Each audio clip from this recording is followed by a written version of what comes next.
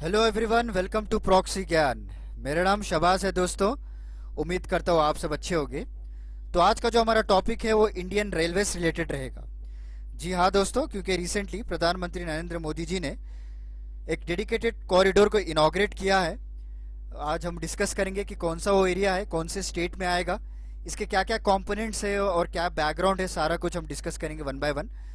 तो चलिए लेक्चर को शुरुआत करते हैं। शुरू करने से पहले मैं आपको एक छोटा सा रिमाइंडर देना चाहता हूं कि अगर आप इसी तरह इंटरेस्टिंग लेक्चर्स को देखना चाहते हैं तो हमारे पेनड्राइव एंड एंड्रॉयड कोर्सेस हैं, आप विजिट कर सकते हैं। हमारा वेबसाइट है www.proxygyan.com। वहाँ पे जाइए और हमारे कोर्सेज को एक्सप्लोर कीजिए। आपको कई सारे एंट्रेंस लेवल एग्ज़ाम क्लियर करने में मदद मिलेगी। जो सारे जो एजुकेटर्स हैं हमारे, आपके सारे कॉन्सेप्ट्स को क्लियर कर देंगे related to maths, biology, chemistry, जो भी हो। और स्पोकन इंग्लिश के कोर्सेज भी डिज़ाइन किए गए हैं आपको, राइट। तो जल्दी से जाइए, आज ही चेकआउट कीजिए और अपने रिक्वायरमेंट के हिसाब से आप अपने कोर्सेज को परचेज कर सकते हैं। तो चलिए दोस्तों, आज का लेक्चर हम कंटिन्यू करते हैं। तो जैसे मैंने आपको पहले स्लाइड में बताया था, रिसेंटली प्रधानमंत्री नरेंद्र मोदी जी ने ट्यूसडे के दिन एक 355 किलोमीटर एक स्ट्रेच को इनॉग्रेट किया है। Nothing but it's a freight corridor जो लाई करता है बिटवीन न्यू भावपुर और न्यू खुर्जा सेक्शन में। ये दोनों एरियाज आपको यूपी में लाई करते हैं। वीडियो कॉन्फ्रेंस के द्वारा इस सेक्शन को इनॉग्रेट किया गया है। It is come under eastern dedicated freight corridor. Basically freight in the sense एक ट्रेन जो आप मालगाड़ी जो देखते हैं आप रोज़ाना, मालगाड़ी जिसे कहते हैं गुड्स ट्रेन, उसे फ्राइट कहा जाता है, जो माल एक जगह से दूसरी जगह तक पहुंचाते हैं, right. So freight corridor in the sense कि उनके लिए सेपरेट एक रेलवे ट्रैक डाली जाएगी ताकि जो कंजेशन है अभी due to the merging of this goods train and passenger train, तो कई सारे डिलेस हो रहे हैं और एफिशिएंसी डिक्रीज हो रही है। तो इस सारे चीज़ों को ओवरकम करने के लिए इंडिया में दो डेडिकेटेड फ्राइट कॉरिडोर बनाया गया है। एक तो ईस्टर्न डेडिकेटेड फ्राइट कॉरिडोर है और दूसरा आपको वेस्टर्न डेडिकेटेड फ्राइट कॉरिडोर आएगा। तो दोनों हम मैप में भी देखेंगे, आपको क्लियर पिक्चर में दिखाऊंगा आपको, ताकि एक आपके माइंड में भी क्लियरिटी हो जाए। और इन एग्जाम में आपको कई सारे क्वेश्चंस पूछने के भी चांसेस हैं। इनके ओरिजिन कहाँ पे होते हैं और ये एंडिंग कहाँ पे होता है, राइट। और कौन से स्टेट्स को ये कवर कर रहे हैं और कितने किलोमीटर्स तक इनकी स्ट्रेच है, वो भी आपको पूछ सकते हैं कंफ्यूज करने के लिए। तो आज सारा कुछ हम कवर करेंगे। तो इन्होंने एक नया फ्राइट कॉरिडोर को इनॉग्रेट किया है। Nothing but it's a part of eastern only. एक नई लाइन को इन्होंने इनॉग्रेट किया और साथ ही साथ एक ऑपरेशन कंट्रोल सेंटर जो इस कॉरिडोर को जो मैनेज करेगा, ऑपरेशन जितने भी हैं उसका जो मैनेजमेंट है वो एक प्रयागराज में रखा गया है, उत्तर प्रदेश में, आप सभी लोग जानते हैं। सो दोनों चीज़ को इनॉग्रेट किया है हमारे प्रधानमंत्री मोदी जी ने recently. So basically eastern dedicated freight corridor is an 1875 kilometre stretch. 1800 kilometre का एक स्ट्रेच है जो आपको पंजाब लुधियाना से शुरुआत हो रही है इसकी, और वो दंकुनी में जाकर इसका एंड होगा in West Bengal. Dankuni is an area West Bengal. तो मैंने आपको बताया था अभी, जो प्रोजेक्ट का एम ही ये है कि कंजक्शन को रिड्यूस किया जाए और जो मर्जिंग हो रही है पैसेंजर्स और जिस गुड्स ट्रेन की वजह से क्या हो रहा है, आपको ट्रांसपोर्टेशन में गुड्स ऑफ उसमें डिले हो जा रही है। एक जगह से दूसरी जगह कई दिनों के बाद गुड्स पहुंच रहे हैं, कई जो नेसेसरी गुड्स है वो भी डिले हो रहे हैं। तो उसके वजह से क्या हो रहा है, अगर आप गुड्स ट्रेन में कोई वेजिटेबल्स या कुछ भी आप पहुंचाते हैं तो जब तक वो पर्टिकुलर एरिया पे जाएगी डेस्टिनेशन पे, तो कई सारे गुड्स जो है सड़ जा रहे हैं ऑटोमेटिकली। तो इन सारे चीज़ों को ओवरकम करने के लिए इसको बताया गया है, इसको लाया गया है इंडिया में। और इससे क्या होता है, आपकी गुड्स ट्रेन की जो स्पीड है वो भी इंक्रीज हो जाती है, क्योंकि क्रॉसिंग तो रहेगी नहीं आपको। अगर नॉर्मल अगर आप देखें तो पैसेंजर ट्रेन के लिए गुड्स ट्रेन को रुकना पड़ता है और वाइस वर्सा, कभी कभी हम लोगों को भी क्रॉसिंग पड़ जाती है। तो ये सारा कुछ एलिमिनेट कर दिया जाएगा इस फ्राइट कॉरिडोर के तहत, और आपको गुड्स भी रैपिड ट्रांसमिट होगा from one state to another state, from one area to another area, right. So this are the few benefits of this freight corridor. आगे हम बहुत कुछ देखेंगे। तो चलिए इसके बैकग्राउंड के बारे में जान लेते हैं। तो पहली बार 2006 में इस कॉन्सेप्ट को लाया गया था, राइट, ताकि एक सेपरेट रेलवे रूट्स बनाया जाए, एक आइडेंटिफाई रूट्स हो, ताकि दोनों के बीच में कोई मर्जिंग ना हो। और इसके तहत इन्होंने एक dedicated freight corridor corporation of India भी बनाया है, जो कि एक सेपरेट कंपनी है। However it comes under the ministry of railways only. इसको कब एस्टैब्लिश किया गया है, क्या इसका मिशन है, हम आगे चलकर डिस्कस करेंगे। बस आप इतना याद कर लीजिए कि इन फ्राइट कॉरिडोर्स को मेंटेन करने के लिए, इनका मैनेजमेंट के लिए एक सेपरेट कंपनी ही बनाई गई है अंडर मिनिस्ट्री ऑफ रेलवेज। तो चलिए हम इसके इम्प्लीमेंटेशन की बात कर लेते हैं अभी। जो अभी हाल ही में जो ओपन किया गया है, जो न्यू भावपुर और न्यू खुर्जा सेक्शन में, ये टोटल प्रोजेक्ट कॉस्ट आपको 5,000 करोड़ है, राइट। 5,750 करोड़ इसमें इन्वेस्ट किया गया है। बेसिकली हमने लोन लिया है वर्ल्ड बैंक से। अगर आपने न्यूज़ में सुना होगा 21 फरवरी आई थिंक, तो तब वर्ल्ड बैंक ने हमें लोन भी प्रोवाइड किया था फॉर दिस प्रोजेक्ट। तो ये जो फ्राइट कॉरिडोर है, it will pass us through Kanpur, देहात, इटावा, फैरोजाबाद, हथरास, अलीगढ़, इन शहरों से पास होता है। And this are all very important cities in UP also. So UP का सिग्निफिकेंस भी आपको बढ़ेगा। कई सारे थर्मल प्लांट्स हैं यहाँ पे, कई सारे कोल माइंस भी यहाँ पे हैं, right. So it will create a major connectivity area with other states also, right. और ऑपरेशनल कंट्रोल सेंटर भी प्रयागराज में ही बनाया गया है, ताकि जितना भी कंट्रोलिंग हो, मॉनिटरिंग हो, including power supply system, train operations, ये सारा कुछ आप एक ही जगह से मैनेज कर पाएंगे। ऐसा नहीं कि हर शहर में एक मैनेजमेंट कंट्रोल रहेगा। सो आपको सेंट्रलाइज्ड कर दिया गया है इस कंट्रोल सेंटर की वजह से। तो वहाँ पे हमेशा टीम ऑफ इंजीनियर्स मॉनिटर करते रहेंगे कि जो भी मैनेजमेंट है और जो पावर सप्लाई सिस्टम है कंटिन्यूसली मॉनिटर किया जा रहा है। और अदर फ्राइट कॉरिडोर जो अभी कंस्ट्रक्शन में है, अभी वो भी हाल ही में ओपन हो जाएगा अभी। तो इसमें भी हमने लोन लेकर रखा है वर्ल्ड बैंक से, that is called western dedicated freight corridor. तो ये आपको दोनों एक जगह पे मिलते हैं, दादरी बोल के। Dadri is an area in UP. तो वहाँ पे जाकर ये दोनों का इंटरसेक्शन पॉइंट है, आगे मैं आपको मैप में भी दिखाऊंगा, राइट। तो कंपोनेंट्स की बात करें तो दोनों फ्राइट कॉरिडोर्स के जो है दो कंपोनेंट्स हैं। सो पहला कंपोनेंट क्या है, आपको ट्रांसपोर्ट कैपेसिटी बढ़ाया जाए, सर्विस क्वालिटी को इंक्रीज किया जाए, राइट। ताकि अगर आप सेपरेट लेन डालेंगे तो वी विल हैव इसकी वजह से क्या होगा, आपको इंडियन रेलवेज को रेवेन्यू भी जनरेट होगी, राइट।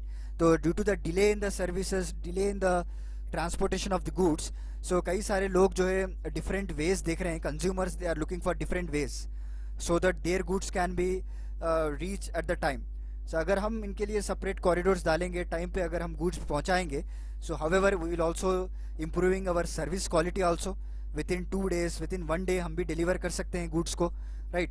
और उसके साथ साथ रेवेन्यू भी जनरेट होगा इंडियन रेलवेज के लिए। So this comes under the first component. और सेकंड कंपोनेंट ये है कि हमारे पास ऐसा नहीं कि फ्राइट सिस्टम का कोई कैपेबिलिटी नहीं है, वी हैव द कैपेबिलिटीज़। हमारे पास कई सारे माल गाड़ियाँ हैं, गुड्स ट्रेन्स है हमारे पास, और प्रॉपर इंफ्रास्ट्रक्चर भी है, but however we are not utilising at the peak level.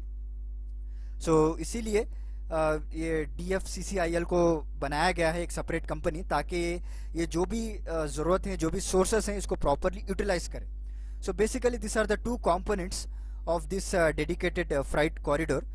तो चलिए इसके सिग्निफिकेंस के बारे में भी हम देख लेते हैं। सो सिग्निफिकेंस की बात करें तो इसमें क्या होगा, आपको सेपरेट कॉरिडोर्स रहेंगे तो पंक्चुअलिटी भी बढ़ेगी दोस्तों।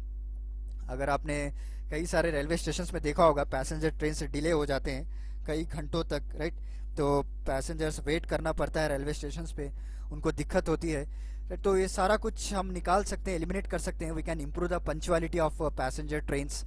और हम इसके वजह से हम यूज़ ऑफ डूइंग बिजनेस में भी एक इंपॉर्टेंट रोल प्ले करता है। अगर हमारे जो कनेक्टिविटी अच्छी रहेगी, हमारे कनेक्टिविटी एरियाज अगर अच्छे रहेंगे from different parts of the country, then we will also increase our ease of doing business. यानी टाइम पे सारा सामान पहुंचेगा तो टाइम पे प्रोडक्शन स्टार्ट होगा, right.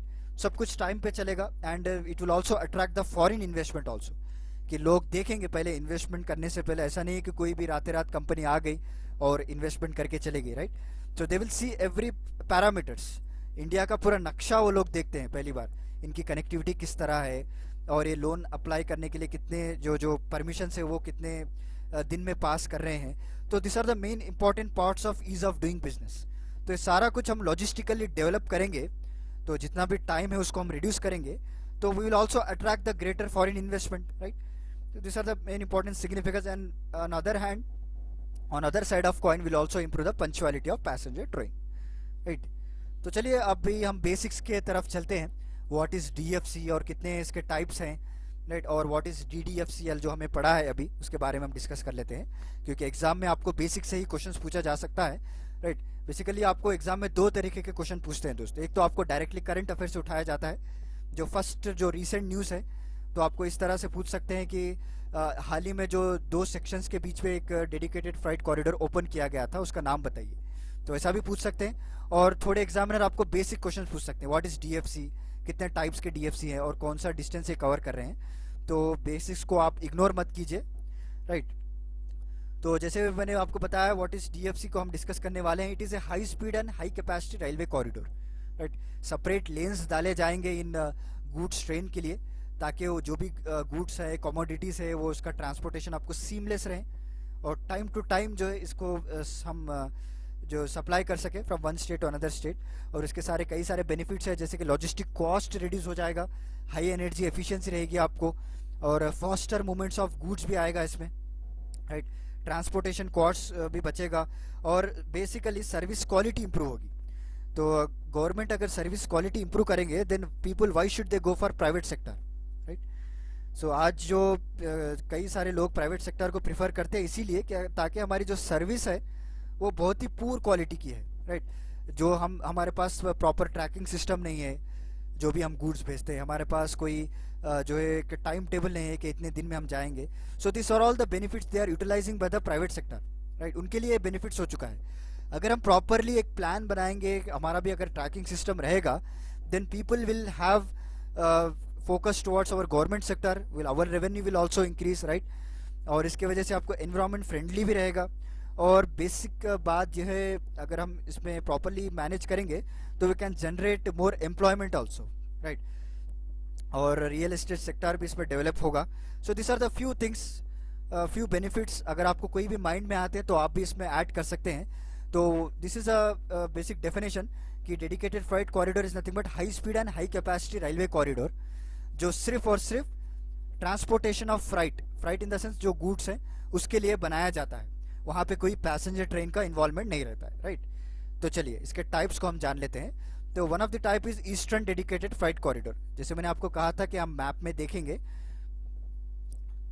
So this is a eastern dedicated freight corridor. तो यहाँ पे लुधियाना से ये स्टार्ट हो रहा है। It will pass through Haryana, UP, right, and it will finally go into the West Bengal. So this is the entire chain of 1875 kilometre stretch from Ludhiana to West Bengal. और यहाँ पे वैसे मैंने आपको बताया कई सारे थर्मल पावर प्लांट्स है, कोल माइंस है, एंड मेनी इंडस्ट्रियल सिटीज़ को भी ये पास ऑन हो रही है। तो सारे गुड्स जो भी है, रॉ मटेरियल्स और फिनिश्ड गुड्स, आप टाइम टू टाइम इस पर सप्लाई कर सकते हैं। And it will cover states like Punjab, Haryana, UP, Bihar, Jharkhand and West Bengal. This is also very important for exam point of view कि कौन से स्टेट्स को ये कवर कर रहे हैं।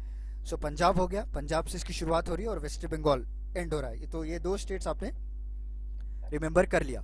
तो मिडिल स्टेट जो है यूपी, बिहार, झारखंड, सिर्फ आप 3 स्टेट्स को याद करना है, राइट। तो चलिए आगे बढ़ते हैं। नेक्स्ट जो है हमारा वेस्टर्न डेडिकेटेड फ्राइट कॉरिडोर है and it will be about 1500 kilometre stretch. So this is a western dedicated corridor, right. It will starts from Dadri UP to Jawaharlal Nehru port. यहाँ पे अगर आप देख रहे हैं तो वहाँ पे महाराष्ट्र में एक जवाहरलाल नेहरू पोर्ट है। सो दादरी से इसकी शुरुआत होती है। Basically Dadri is an intersection point between eastern and western. तो आगे मैं मैप में आपको दिखाऊंगा। सो it will cover most important states like Haryana, Rajasthan, Gujarat, Maharashtra, UP, right. और इसको आप जापान इंटरनेशनल कोऑपरेशन एजेंसी भी कोऑपरेट कर रही है, इसमें भी फंडिंग कर रहे हैं ये लोग। जिस तरह EDFC में वर्ल्ड बैंक ने लोन दिया था, तो यहाँ पे Japan International Cooperation Agency, so they are basically playing a vital role in our Indian railways. So क्योंकि दोनों ने मिलकर एक बुलेट ट्रेन भी अभी डिज़ाइन करने का भी प्लान बनाया है हाल ही में, राइट। तो अगर आप इस मैप में देखें, so this is a intersection point Dadri. So Dadri in UP, this is a intersection point between western dedicated freight corridor and eastern dedicated freight corridor. ये भी पूछ सकते हैं आपको, अच्छे से याद कर लीजिए। So Dadri is a intersection point. तो चलिए इसके बारे में हमने क्लियर कर लिया है। अभी जो एक कॉन्सेप्ट हमारा बचा है, वो जो डेडिकेटेड फ्राइट कॉरिडोर कॉरपोरेशन जो बनाया गया है उसके बारे में हम थोड़ी जानकारी ले लेते हैं। तो उसको पहली बार जो बनाया गया था वो कंपनीज एक्ट 1956 के तहत इसको रजिस्टर किया है और 30 अक्टूबर 2006 में इसको लॉन्च किया गया था। And basically it comes under the Indian railways, railway ministry जो है गवर्नमेंट ऑफ इंडिया की, इसके अंदर इसको सेपरेट स्पेशल पर्पस व्हीकल के तौर पे इसको लॉन्च किया गया था। इनका मेन काम यही है कि जो भी फ्राइट डेडिकेटेड कॉरिडोर है उसको प्रॉपरली मैनेज करना, राइट। इनका जो भी टेक्नोलॉजी है इसको प्रॉपरली यूज़ किया जाए, टाइम टू टाइम इसको अपग्रेड किया जाए। This are the few missions of this DFCCIL, right. तो चलिए दोस्तों, आज का लेक्चर यहीं पे समाप्त होता है। तो उम्मीद करता हूँ आपको एक पिक्चर क्लियर हो गया होगा किस तरह से हमने बेसिक्स को भी कवर किया और करंट अफेयर्स के बारे में भी हमने जानकारी ली, राइट, ताकि आपको कोई भी क्वेश्चन पूछ लें, किस तरह भी घुमा फिरा के पूछ लें, आप इजीली उसको आंसर कर पाएंगे।